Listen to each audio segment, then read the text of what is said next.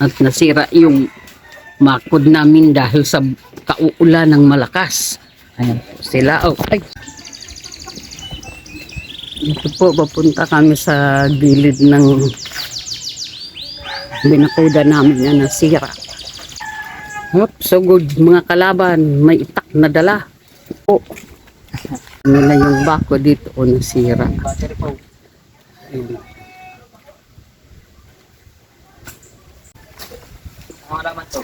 Fortune plant. Marami po kaming fortune plant. Ano buwan nga ito naman muna? Walang buwan.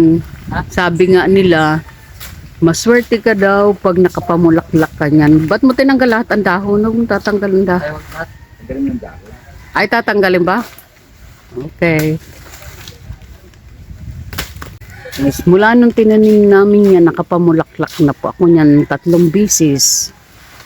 Yan, ang bango-bango po ng bulaklak niyan. Kulay brown. Na bukas lang po ang bulaklak niyan pag alas 6 ng gabi. Magdamag. Tapos pag mag-uumaga na, pakipot na po yan, nawawala ng amoy. Yan po ang fortune plant. Kulay brown ang bulaklak niya. Yan mga pang-asawa ko. Ayan o. Silang dalawa. Nagtulong po yung tapos yung apo namin na masipag. Masipag na may sumpong sa ulo.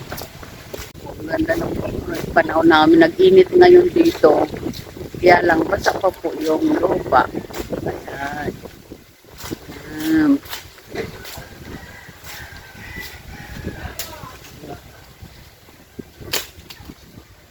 Ang isa nagbabaon, yung isa nagtatanggal ng dahon. Ngayon may dumaan. Yan yung bata oh. May dalang sting, kulay red. Yan, anak po yan import. Kapitbahay namin.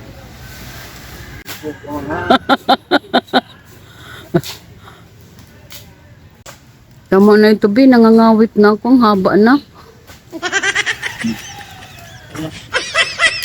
Ayun, tingnan na natin yung bakod na ganda namin kanina.